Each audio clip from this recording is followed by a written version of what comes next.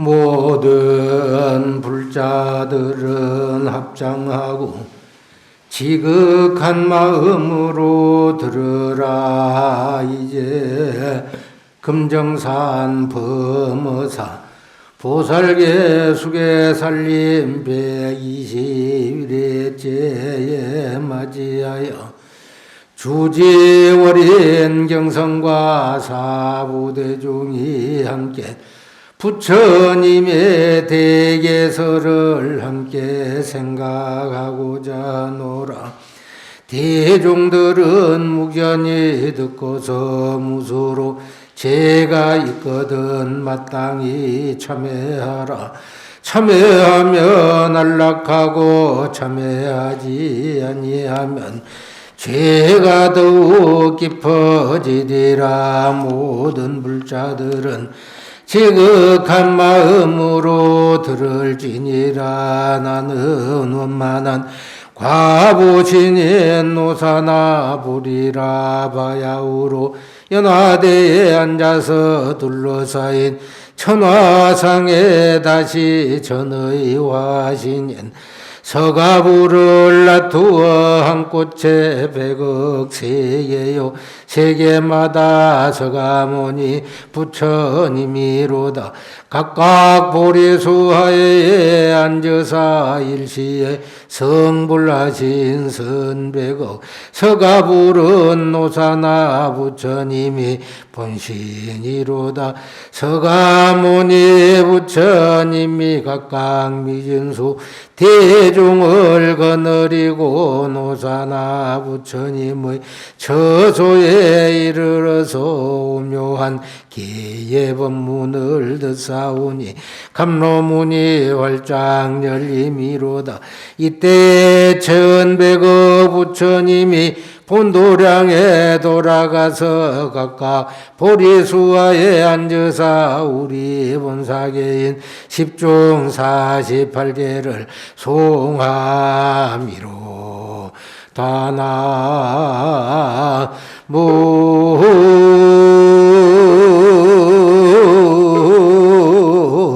아미타불.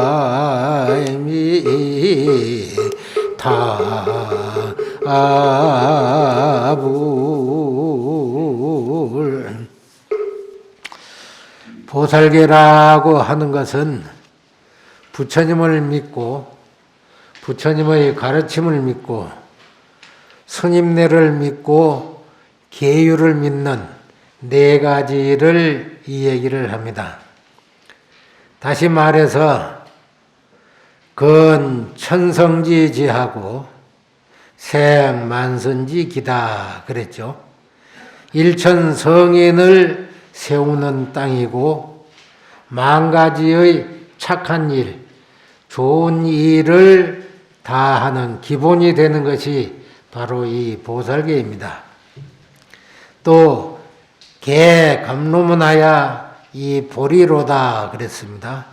감로의 문을 열고 보리의 길에 들어서는 것, 이것이 바로 보살계다. 그리고 세 번째로는 부처님의 계가 무엇인지 알고자 하면은 다만 이 중생시민이 달리 다른 법이 없다. 욕지 불계자인 단시 중생시민이 갱무 별법이니라 그랬습니다. 법망경에서 모든 중생들이 부처님이 지위에 들어가려면은 바로 우리의 마음이 부처인 것을 믿는 것으로부터 시작이 됩니다. 그래서 보살계에서는 보리심을 바람으로써 바로 부처님의 지위에 들어갈 수가 있는데, 이와 같은 보살계를 크게 이야기해서 삼치정계다 그렇게 표현을 합니다. 섬유리계와 섭선법계와 섭중생계, 섭중생계를 요익유정계라고도 합니다. 유의계라고 하는 것은 법망경의 10중대계와 48가지의 경구계를 말합니다. 그 다음에 선법계라고 하는 것은 일체 삼라만삭 모든 것들을 내가 눈으로 보고 귀로 듣고 코로 냄새 맡고 입으로 맛보고 피부로 감촉을 느끼는 그 어느 것 하나도 선법, 착한 법 아닌 것이 없다. 그런데 우리 보살님들은 항상 생각하기를 왜 이렇게 괴롭고 다른 사람들은 잘 사는데 나는 이렇게 못 사는가, 그런 생각을 하기 마련인데 그것은 우리가 어떻게 생각을 가지느냐에 따라서 달라집니다. 그래서 불교에서는 모든 비교를 하지 않는 것, 그것이 수행의 첫 번째다, 그렇게 얘기를 합니다. 수행의 첫 번째는 남과 비교하지 않고 또 다른 것과 비교하지 않고 이것 저것을 구분하지 않는 것, 그것이 바로 잘 사는 그런 방법이고 내가 괴로움을 겪지 않는 것이다, 그런 얘기입니다. 옛날에 어떤 사람이 과거 생을 쭉 살펴보고 어떻게 하면 잘 살 수 있을까를 궁리를 했습니다. 그래서 과거에 내가 어떻게 무엇을 잘못했길래 금생에 이렇게 내가 가난하고 못 살게 됐는가, 그렇게 생각을 해서 살펴봤는데 아무리 생각을 해봐도 옛날에는 내가 잘못한 게 없는 것 같단 말이에요. 전생에는 어떻게 했는지 모르니까 우리는 내가 이 세상에 태어나서는 잘못한 일이 없는 것 같은데 왜 내가 이렇게 다른 사람보다는 못 살까, 그렇게 궁리를 해봤는데 어떤 분이 얘기하기를 과거는 해석하기에 달려있다. 과거는 해석하기에 달려있다. 나쁘다고 해석하면은 고통스러운 것이고 내가 잘못한 것이 없기 때문에 지금 내가 이만큼 살고 있는 것, 이것이 바로 즐거움이라고 생각을 하면은 그 괴로움이 없어진다. 그러면은 미래, 앞으로 올 내일 모레는 어떻게 생각하며 살아야 될 것이냐, 그것을 부처님께서는 인생에 대한 목적을 가지고 사는 사람, 자기 중심을 가지고 사는 사람은 항상 행복하다 그랬습니다. 그래서 화엄경에서는 원은 세운 대로 다 이루어진다 그랬거든요. 인생의 목적을 가진 사람은 그 목적을 이루기 위해서 항상 노력을 합니다. 그런데 목적이 없는 사람은 이 사람 말 듣고 이리 따라가고 저 사람 말 듣고 저리 따라가고 그러다 보니까 갈지자로 왔다 갔다 하다가 자기가 하고자 하는 일은 이루어지지 않고 목적이 없으니까 뭐가 이루어졌는지도 모르는 거지요. 여러분들이 예를 들어서 2021년, 올해는 불기 2565년인데 신축년 올해에 돈을 얼마를 모으겠다. 예를 들어서 1,000만 원을 모으겠다. 1억을 모으겠다. 그런 목적을 가지면은 어떻게 해서 모을 것인가를 궁리하게 되겠죠. 돈을 모으려면은 우선 내한테 들어오는 수입이 얼마인데 그것을 어떻게 생활하는 것을 쪼개서 적금을 할 것인지 아니면은 다른 어떤 방법으로 장사를 해서 그것을 키울 것인지 궁리를 하게 되죠. 그런데 그런 목적이 없는 사람은 그런 궁리를 안 하는 거죠. 다른 말로 하면은 계획을 세우지 않는다는 말입니다. 불교는 계획적인 삶을 살아야만이 잘 살 수가 있습니다. 계획적인 삶을 살지 않는 사람은 제대로 살 수가 없습니다. 옛날 당나라 시대 때 중국에 방거사라고 하는 분이 있었습니다. 이 방거사는 얼마나 부자였었든지 요새 말로 하자면은 만석분이었던 것 같아요. 돈이 수백억, 요새 삼성이 돈 버는 게 몇 조 그러는데 옛날에는 조라는 건 생각도 안 했죠. 단, 십, 백, 천, 만, 십만, 백만, 천만, 억 다음에 조 다음에 경 다음에 기 다음에 해, 숫자가 그렇게 이제 높여 올라갔는데, 불교에서는 이 수치 단위가 108개 단위입니다. 그러니까 우리는 1에서부터 시작을 하는데 불교에서는 제로, 0에서부터 시작을 하죠. 그래서 제로는 허공과 같은 공이다. 비어있는 것이다. 그런데 허공이 비어있습니까? 그 안에 삼란만상이 다 들어있거든요. 그래서 거기서부터 1 다음에는 10, 제로, 1, 10, 그 다음에는 100, 1000, 만, 10만, 100만, 1000만, 억, 조. 지금은 이제 11번째 단계인 조. 우리나라 예산이 54조 얼마 그러죠. 조 다음에는 경 다음에는 기 다음은 해. 이런 식으로 수치가 중국에서는 24단계인데요. 24단계. 그런데 불교에서는 108개 단계라 그럽니다. 여러분들 들어봤는지 모르겠습니다만은 불가설전, 불찰, 미진수, 겁, 그게 불교에서는 마지막 단입니다. 불가설, 말로 가해할 수 없고, 그 다음에 불가설이 또 들어가요. 그런 말도 다시 할 수 없는 불찰, 미진수. 예를 들면은 한강 모래 하나를 하나씩 헤아려 가지고 그것이 다 헤아려졌을 때 1겁 그럽니다. 1겁. 그런데 불가설전, 불가설 항아사 모래수만큼 많은 겁, 그 수치가 108번째예요. 그러니까 다른 사람들이 불교를 이야기하기를 들어 불교를 모르는 사람은 불교가 미신이다. 그래 얘기를 합니다.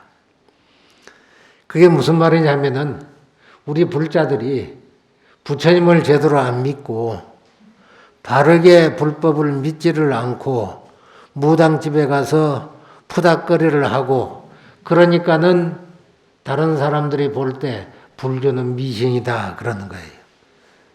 그런데 여러분들 다 그렇게는 안 하거든요. 첫째, 우리 범어사에 온 불자님들은 부처님을 믿고 부처님의 가르침을 믿고 스님네들을 믿고 그 다음에 세 번째까지 믿고 난 다음에 네 번째가 지금 보살계를 받으려고 여기 오신 거잖아요. 보살계 법문을 듣고 보살계를 이해하고 어떻게 하면 보살계를 잘 지킬 수 있고 어떻게 하면은 행복해질 수 있는가. 마지막 목적은 행복이란 말이에요. 마지막 목적은 행복. 그 행복을 부처님께서는 지혜롭게 사는 것이다. 그렇게 표현을 했어요. 여러분들 행복 머릿속으로 한번 생각해 보세요. 행복이 무엇입니까? 하늘에 있는 둥구름처럼 잡히지도 않는 것을 행복이라고 생각하면 안 됩니다. 부처님을 믿고 부처님의 가르침을 믿고 스님네들을 믿고 계율을 가지고 지키는 것, 그것이 바로 행복이다. 행복을 부처님께서는 지혜롭게 사는 것이다 그렇게 표현했죠. 어떤 것이 지혜롭게 사는 것이냐? 지금 내가 무엇을 어떻게 하면서 살 것인가를 생각하는 것. 그것이 지혜롭게 사는 겁니다. 다시 말해서 작년부터 시작해가지고 코로나가 지금 번성을 해서 대한민국만 코로나가 번진 게 아니고 전 세계가 다 코로나가 번져 있죠. 그런데 어제 뉴스를 보니까 이슬람 국가에서는 아직도 마스크를 낀 사람도 있고 안 낀 사람도 있고 그래가지고 걸린 비율이 많답니다.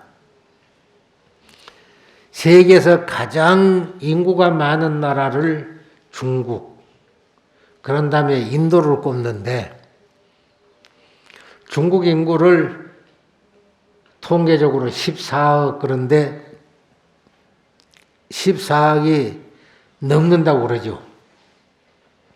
한동안 목택동이 통치하던 공산주의 사회 때는 딸을 낳으면은 호적을 안 올렸답니다. 딸 하나 낳으면은 올린 다음에 둘, 셋 낳으면은 다 언니 주민등록증을 가지고 고향에서는 안 살고 타지에 가서 취직해 가 살았어요. 그러니까 주민등록 하나에 여러 사람이 모여 있는 거예요. 그러다 보니까는 인구 통계는 14억인데 19억인지 20억인지 모르는 거예요. 그 다음에 두 번째라고 인도 사람인데, 인도 사람들도 지금 13억 인구 그럽니다. 한동안은 9억 그랬는데 13억이 넘는다 그럽니다. 그런데 그 인도 사람들은 네 가지 계급이 있어요.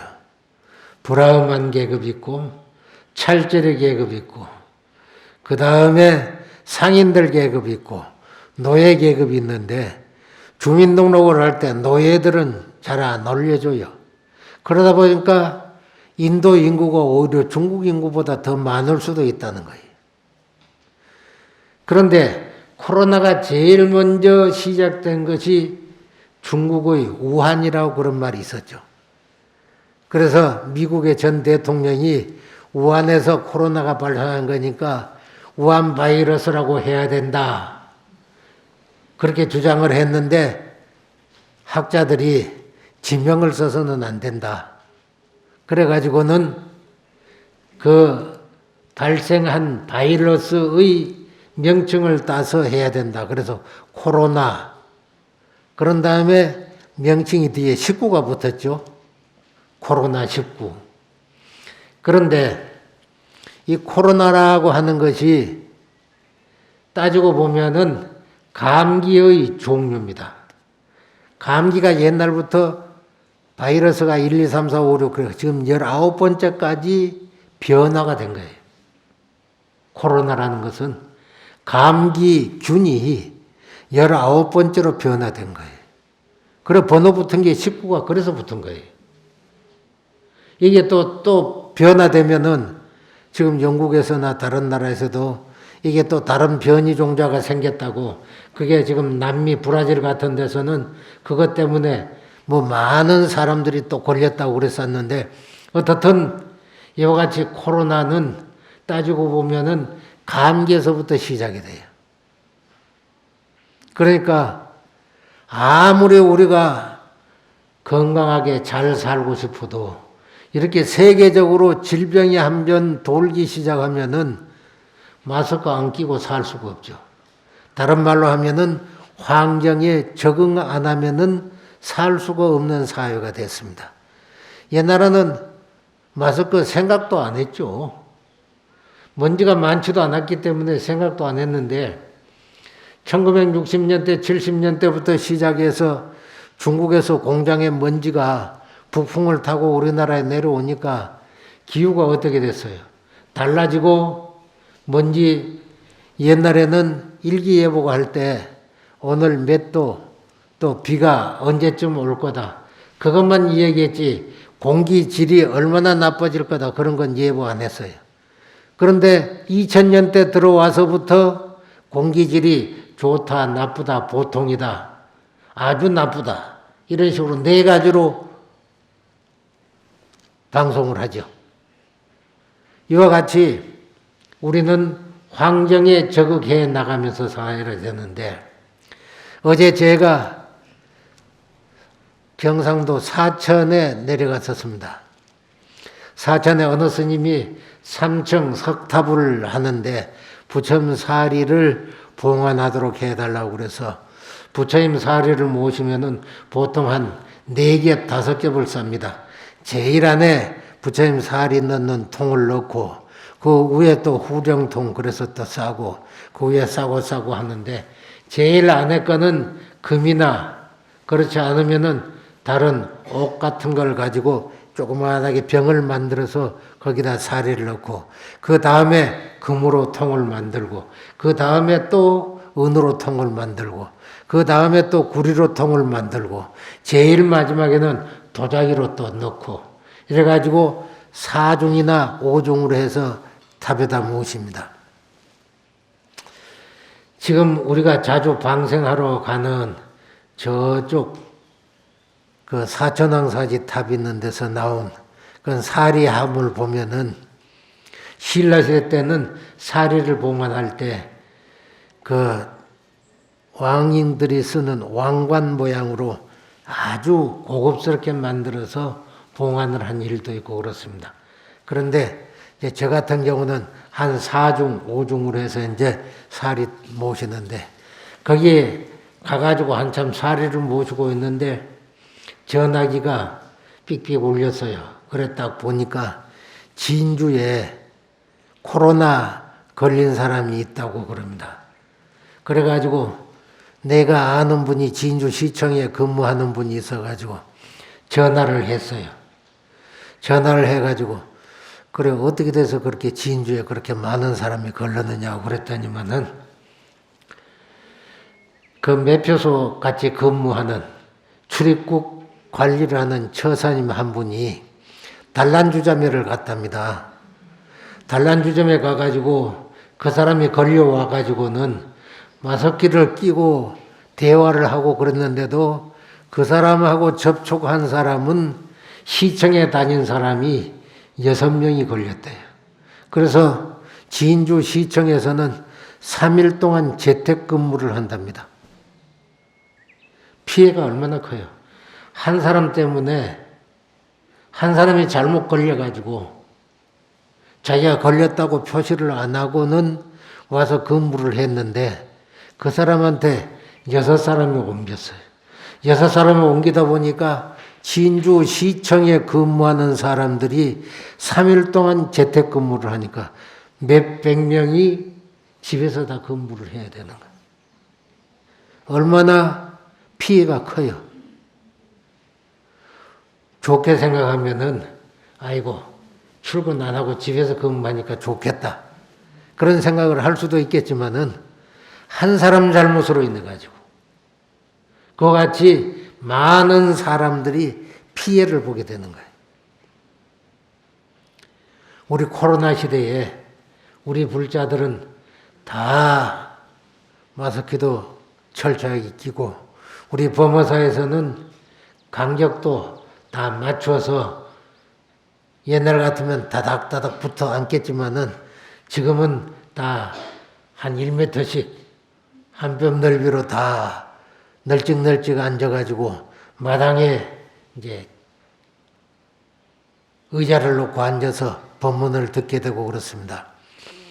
해인사에서도 지난 3월 25일 날 구족계 수계살림을 하면서 101명이 수계살림을 하게 됐는데 법당 안에 자리를 펴고 그러니까 자복을 펴고 들어갈 수 있는 인원이 해인사 법당은 크기가 110평이거든요. 110평이니까 지금 이 보제로보다도 훨씬 더 넓습니다. 넓은데 거기다가 단을 차려가지고 10명 스님네들이 앉고 그런 다음에 수기자들이 앉으려 그러면은 50명밖에 못 들어가요. 그러니까 2번을 해야 되는데 그렇게 할 수가 없어서 해인사 대적광전 앞에 큰 마당에다 탑마당에다가 돗자리를 깔고 요새 비닐자루 그거를 깔고 2m 간격으로 10줄로 9명씩 쭉 앉혀가지고 101명이 수계식을 한꺼번에 했습니다. 그러니까 옛날 같으면은 그냥 대적광전에 한 110명 들어가가지고 지금도 법회 같은 거 할 때는 산중대중이 500명이 들어가서 늘 법문을 듣는 곳이 행사 대적광장이거든요.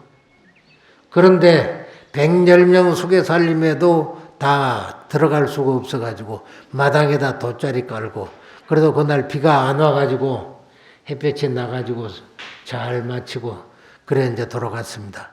정부에서는 4명 이상 모이면은 벌금 내야 되죠.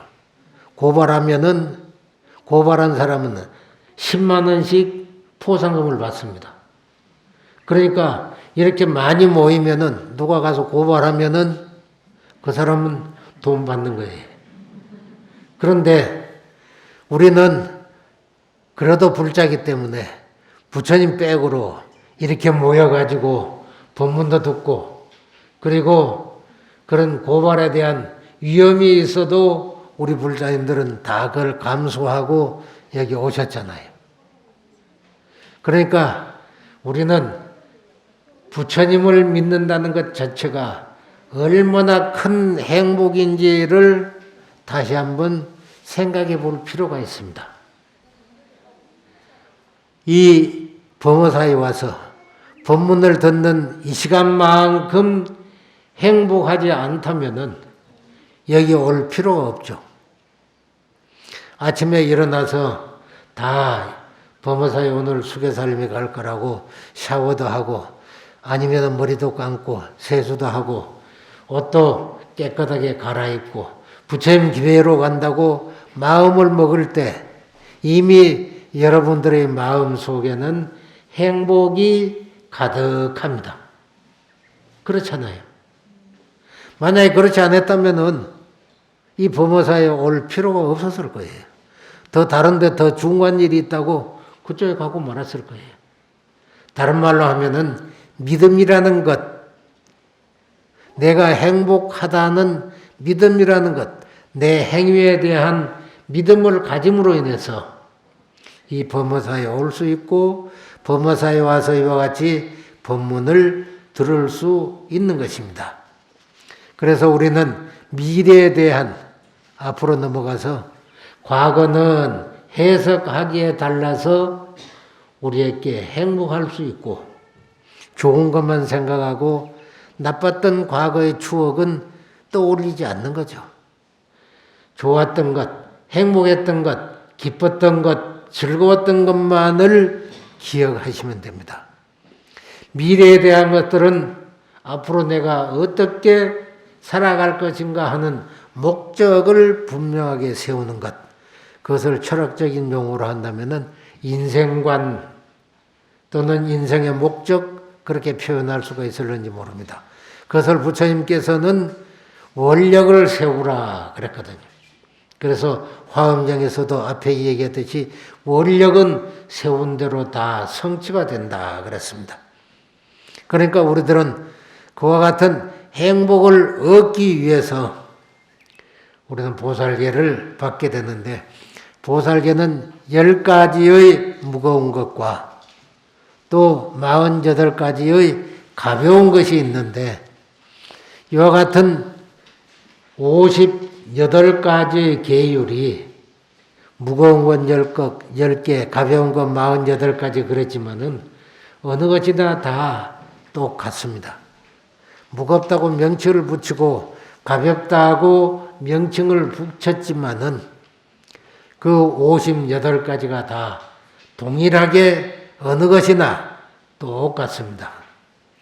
자, 거기에 보면 옥이라는 것을 써놓은 게 있을 겁니다. 한마디씩 따라 하시기 바랍니다. 산 목숨을 죽이지 않고 방생을 행하겠습니다.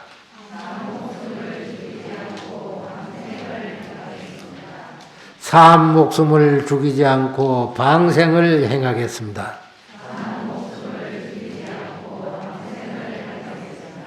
산 목숨을 죽이지 않고 방생을 행하겠습니다.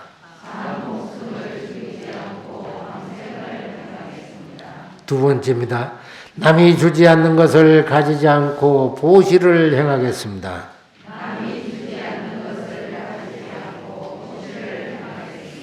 남이 주지 않는 것을 가지지 않고 보시를 행하겠습니다.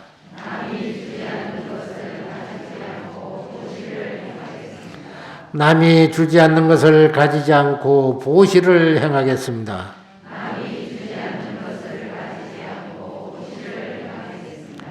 세 번째입니다.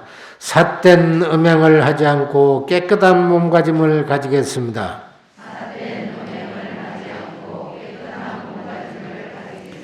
삿된 음행을 하지 않고 깨끗한 몸가짐을 가지겠습니다.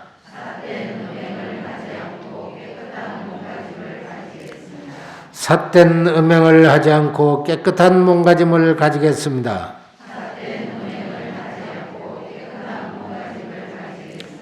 네 번째입니다. 거짓말을 하지 않고 진실만을 말하겠습니다. 거짓말을 하지 않고 진실만을 말하겠습니다. 거짓말을 하지 않고 진실만을 말하겠습니다. 다섯 번째입니다. 술을 마시지 않고 지혜를 기르겠습니다. 술을 마시지 않고 지혜를 기르겠습니다.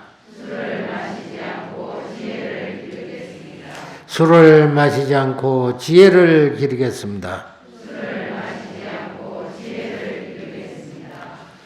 우리는 10중대기와 48가지 계를 받게 되는데 오늘은 10중대기에 대한 설명을 다 해드려야 되는데 이 5개가 모든 계율의 기본이 되기 때문에 오늘 여기서 말씀을 드립니다. 이 앞에 것은 생각하지 마시고 뒤에 것 방생을 행하겠습니다. 보시를 행하겠습니다. 몸가짐을 깨끗하게 가지겠습니다. 진실만을 말하겠습니다. 지혜를 기르겠습니다. 이 5가지가 바로 우리가 행복해질 수 있는 기본입니다. 이 5가지를 행한다면은 누구나 다 행복한 삶을 살 수가 있습니다. 예를 들어서 원효 스님은 계율을 하지 말아라가 아니고 무엇을 하겠습니다 하는 원으로 바꿔야만 된다. 그렇게 말씀을 했어요. 그래서 선법계 가는 것은 착한 일을 다 빠짐없이 하는 것이 선법계다. 그래서 우리 눈으로 보고 귀로 듣고 코로 냄새 맡고 하는 것들이 다 착한 것으로서 우리에게 행복을 가져다 주는 것이다. 그렇게 얘기했죠. 마지막에 이제 섭유정계 그래서 모든 중생을 다 이익되게 하는 것이다. 그런데 이게 바로 자비심입니다.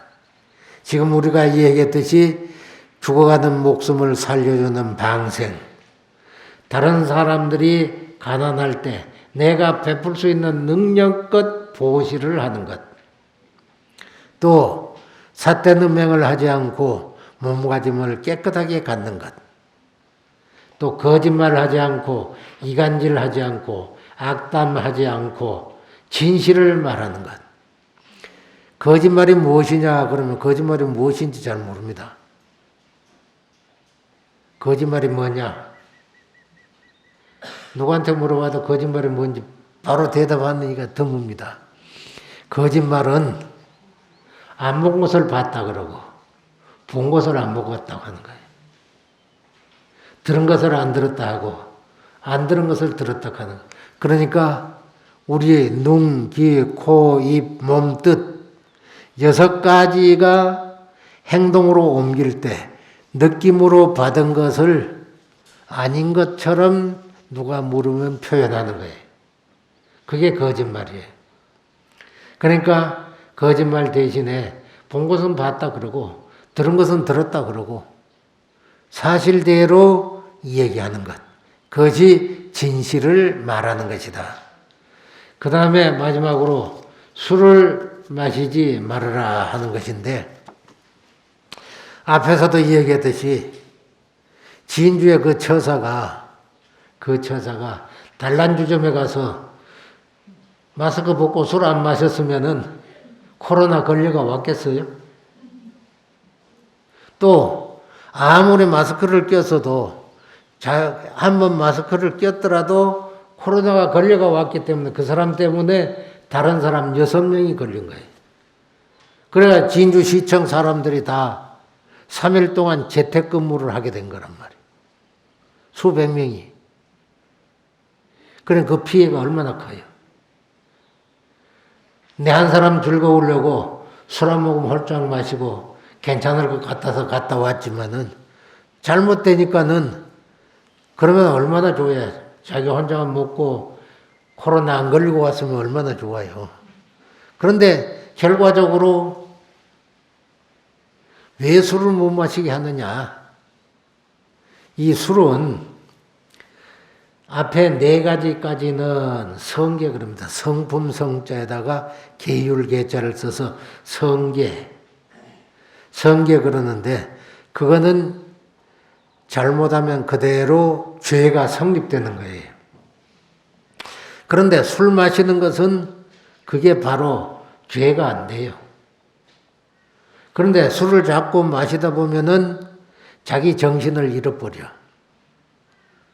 그래서 처음에 술을 마실 때는 사람이 술을 마시는데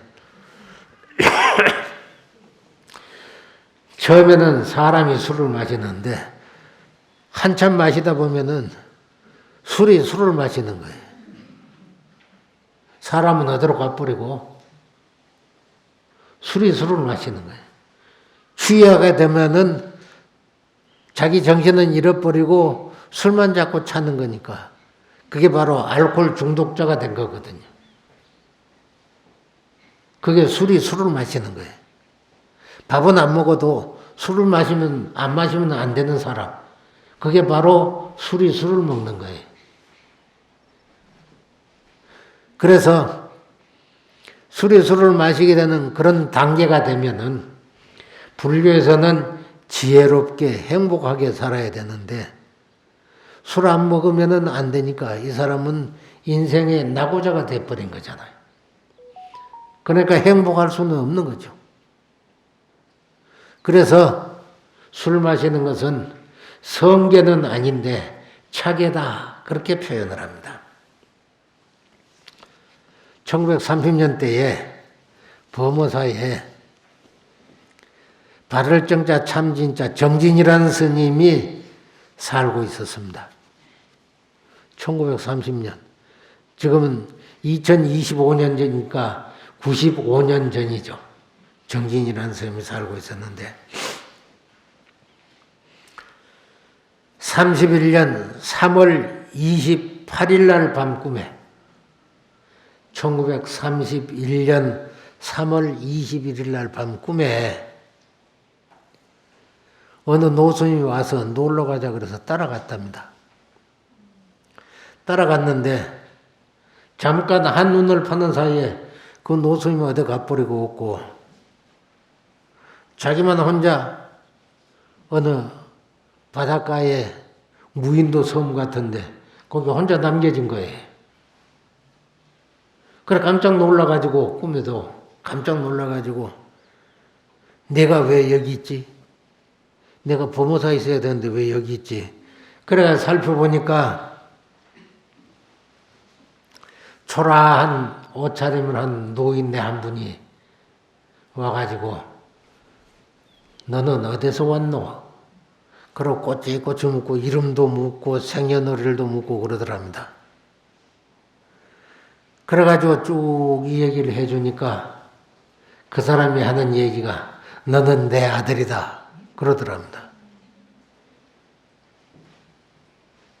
그래 깜짝 놀라가지고 어떻게 돼서 아버지가 여기 와가 있습니까? 언제 돌아가셨는데요? 그리고 돌아가신 날을 물으니까는 대답을 하는데 자기 아버지가 맞는 거예요. 돌아가신 날에 딱 맞는 거예요.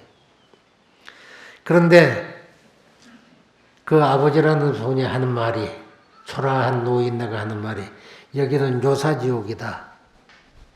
요사지옥은 뱀이 온 몸뚱아리를 다 감고 그래가지고 이렇게 쪼으니까 몸이 그냥 이렇게 있을 때는 괜찮는데 쫄아드니까 얼마나 아프겠어요. 그런 지옥이다 하고 그러더랍니다. 요사지옥. 그러면서 이웃집에 박문택이라고 하는 사람도 여기 같이 와 있다. 그래 이 얘기를 해주는 거예요. 그래 가만 그 소리까지 들어보니까 자기 아버지가 분명해. 이웃집에 박문택이라고 하는 그 이웃 사람이 살고 있었거든요. 그런데 그 초라한 노인네가 하는 얘기가 이 지옥에서는 벗어나는 사람이 딱 한 사람 내가 봤는데, 내가 이 지옥에 와서 그 아들이 법화경이라는 경을 읽고 외우고 그 아버지를 위해서 천도를 해줘서, 그래서 그 아버지가 극락세에 가는 걸 내가 딱 한 사람 봤다. 그러니까 너는 가가지고 나를 위해서 법화경 한 질만 사경을 좀 해도, 그러면은 그 공덕으로 내가 이 지옥을 벗어날 수 있지 않겠느냐. 그래가지고는 약속을 하고는 이제 꿈에서 깼는데, 1930년 때니까 법화경을 쓰려고 그러면 문종이도 있어야 되고, 붓도 있어야 되고, 뭐 먹도 있어야 되고, 그런데 이 법화경을 아무거나 쓸 수가 없잖아요. 아버지를 위해서 쓰는 건데, 그래도 잘 써야 되니까는 저쪽 전라도 순천 가면서, 옛날에는 거기가 성주군입니다. 성주군의 서남사, 지금 태고종 스님네들이 살고 있는데 요새 거기가 좀 시끄러운 곳인데요. 그 성주군 서남사의 경운 스님, 공경할 경자에다가 구루문자, 경운 스님이라는 스님이 글씨를 잘 쓰는 스님이 있었어요. 그래서 이 정진 스님이 그 이제 서남사를 찾아가 가지고 그 경운 스님한테 법화경 한지를 써달라고 부탁을 했어요. 그래서 자기 어머니하고 의논을 해가지고 어머니가 문종이는 대기를 하고 다 장만해 주기를 하고, 정진 스님은 이제 먹을 이제 마련을 해서 드리고, 그런데 이 경운 스님이 법화경을 쓰려고 그러면은 붓이 좋아야 되는데 아무거나 가지고 쓸 수가 없어가지고 궁리를 하고 있었는데, 법화경을 쓸 그 궁리를 하고 있었는데 마침 쪽제비가 방에 들어온 거예요. 그래서 쫓아도 안 나가. 그래서 쪽제비를 잡아가지고 꼬리털을 끊어가지고 그걸 가지고 붓을 만들어서, 법화경이 28품입니다. 28개 장으로 이루어져 있는데 7권으로 보통 매죠. 법화경은 7권으로 매는데 28품 7책이 한 질이죠. 그래서 이제 그거를 다 써가지고 그 아버지를 위해서 천도제를 했습니다. 그러고 나서 그 하는 날 저녁에 정진 스님 꿈에 그 아버지가 너 때문에 내가 이 요사지옥을 벗어나서 극락세계에 가게 됐다. 그렇게 꿈에 나타나서 선몽을 해주더랍니다. 그래서 그 다음부터 이 정진 스님은 앉으나 서나 자나 깨나 법화경을 읽는 것이 일생의 그 업이었다고 합니다. 그래서 이 원래 범어사는 화엄종찰이잖아요. 화엄종찰이고 저쪽에 위에 이제 연마실에 가면은 무비 스님이 불교 텔레비에서도 화엄경 강의를 하시고 BTN에서도 화엄경 강의를 하고 그런 곳인데, 그런데 이 정진 스님은 화엄경을 안 하고 법화경을 했다. 그런 일화가 전해져 내려오고 있습니다. 그것뿐만 아니라 저쪽 충청남도 영기군이라고 하는 곳이 있는데 충남 영기군 서면 국송리에 거주하는 갑자생으로 유씨라고 하는 분이 살고 있었습니다. 그런데 그분의 부인이 김백년아 보살님이라고, 백년아, 우리 보살님들 법명에 백년아도 있고 청년아도 있고 뭐 연화심도 있고 연꽃 들어간 이름이 많죠. 그런데 이제 이 유씨한테 부인이 백년아라고 하는 보살이 있었는데 이 보살이 어렸을 때 서울에 살았어요. 서울에 살면서 절집안에서 이제 어렸을 때부터 부처님 시공을 하고 살다가 이 영기군에 있는 갑자생 유씨라는 분한테 시집으로 왔습니다. 결혼을 1977년에 했다 그래요. 그러니까 얼마 오래 안 됐죠. 1977년에 결혼을 했는데 결혼을 중매를 해서 이제 결혼을 해가지고 와서 보니까 시아버지 시어머니가 95세 되는 분이 있더래요. 그래서 어른을 모시고 산다는 게 쉽지를 않잖아요. 그것도 나이가 95살이나 됐으니까 촌에서 그래도 꿈직이고 뭐 논에 가서 밭에 가서 일을 하니까 그만큼 사시고 그러지만은 그래도 노인네를 모신다는 게 쉽지를 않는데 1984년에 그 백년아 보살 남편 유씨가 간경화가 걸렸습니다. 그래가지고 이제 치료를 할 수가 없어가지고 대전 병원에다가 대학병원에서 이제 진찰을 받으니까 간경화라고 그랬는데 이게 잘 낫지를 않는 거예요. 병원에서는 간경화라 그래서 뭐 치료를 조금만 하면 나을 것 같다고 그러는데 안 낫는 거예요.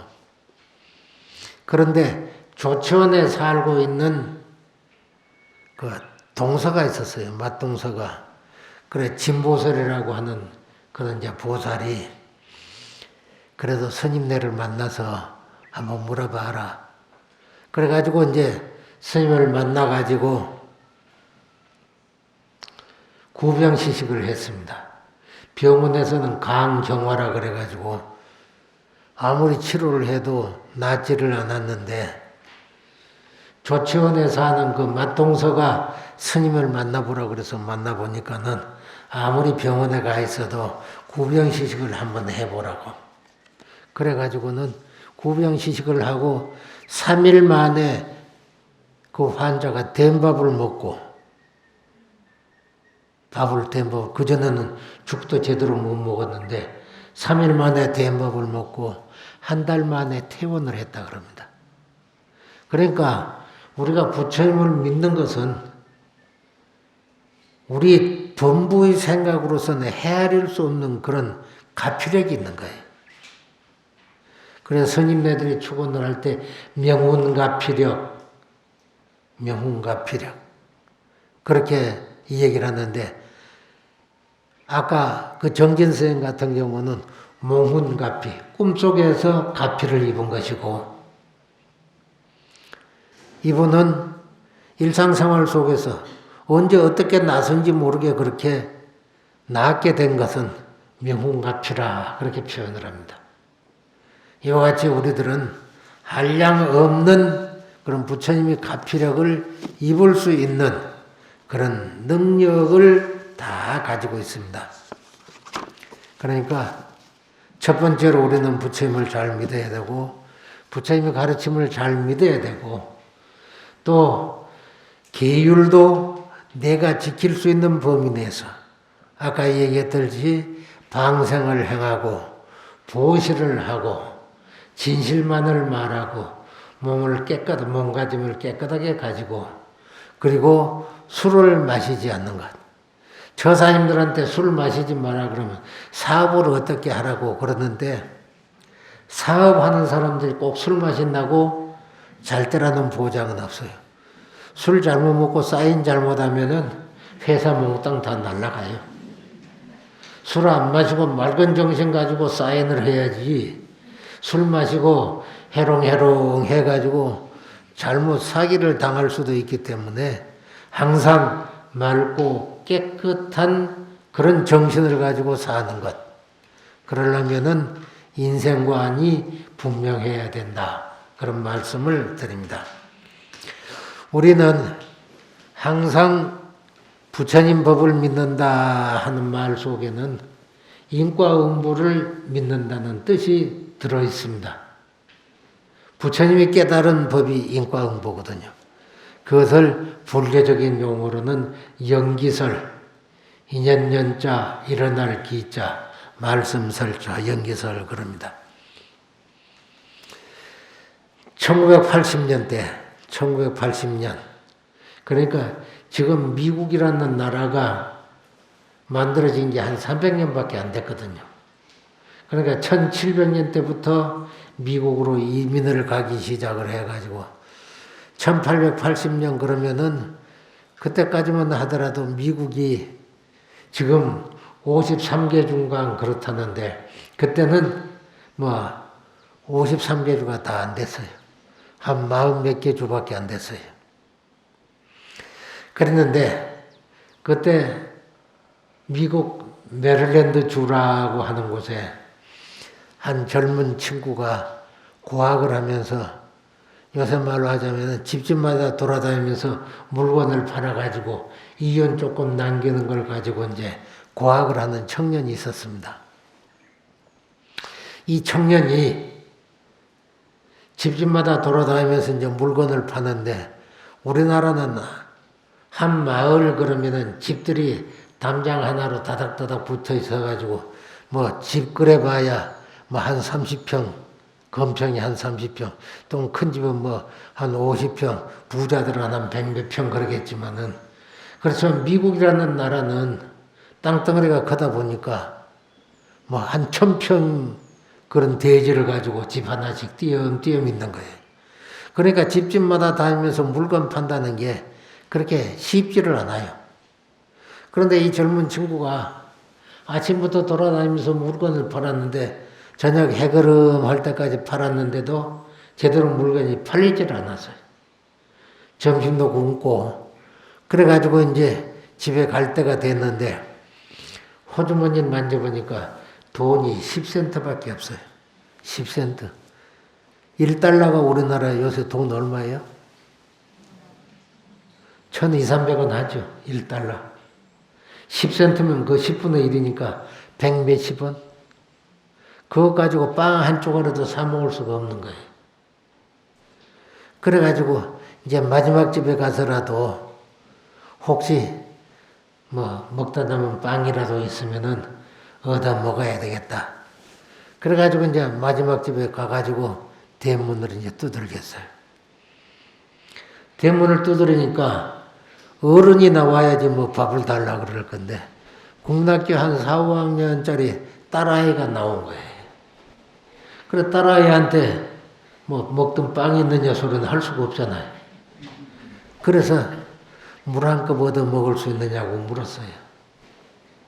그러니까 이 딸아이가 이렇게 쳐다보더니만은 들어가가지고 컵에다가 우유를 한 컵 넣어왔어요. 우유를. 배가 고파가지고는 우선 입에 대고 꿀꿀꿀꿀 마시다가 가만히 생각을 해보니까 우유값이 얼마나 들는지 모르잖아요. 그래 값을 줘야 되는데 호주머니는 10센트밖에 없는데 그래도 먹던 것을 어떻게 할 수가 없어가지고 다 마시고 난 다음에 이제 꼬매한테 이제 물었어요. 우유값 얼마나 주면 될까? 그러고 물으니까 그 국락교 4학년짜리 딸아이가 뭐라 그러냐면은 우리 엄마가요 남한테 베풀 때는 돈 받지 말라 그랬어요. 그러나 컵을 주니까 받아가지고는 들어가 문 딱 닫아버리는 거예요. 그래가 돌아오면서 가지가지 생각이 다 나죠. 그 다음부터 어려울 때는 우유 한 컵, 그것이 항상 머리를 떠나지 않는 거예요. 그러면서 이제 고학을 해가지고 공부를 이제 했어요. 그래가지고 한 10년 지났는데 그 딸아이가 병이 들었어요. 그 고을에서는 이제 뭐 어떻게 해볼 재주가 없어가지고 대도시 병원에 이제 의사를 찾게 됐는데, 그러니까 딸아이가 한 10년 지났으니까 국민학교 4, 5년이니까 뭐 우리 나이로 하면 28살쯤은 됐겠어요? 20살, 뭐 8살을 됐겠는데 도저히 뭐 이제 나설 수가 없는, 그러니까 죽음 문턱까지 가게 되다 보니까는 대도시에 이제 아는 의사를 이제 수소문을 하게 된 거죠. 일단 병명을 알아야 되고 그러니까. 그래 이제 대도시에 이제 가가지고 이 병원 저 병원을 다니면서 병명을 이제 아름아름 이렇게 이제 찾아보고 그랬는데, 그러다 보니까는 그 우유를 얻어먹었던 그분이 캐리라고 하는 분인데, 하버드 캐리라고 하는 분인데, 이분이 의사가 됐던가 봐요. 의사가 돼가지고는 이제 그런 수소문을 하는 소리를 듣고는, 그래 만나보니까 첫눈에 딱 알겠어요. 자기한테 우유를 건네줬던 그 아가씨인 것을 알고는 자기가 동원할 수 있는 모든 지식과 의술을 동원을 해서 한 6개월 만에 이제 나섰어요. 그래가지고 퇴원을 하게 됐는데, 죽음의 문턱까지 갔다가 살아났으니까 병원비가 이제 퇴원하려니까 많겠다 싶어가지고는 이제 고지서를 봉투를 뜯었죠.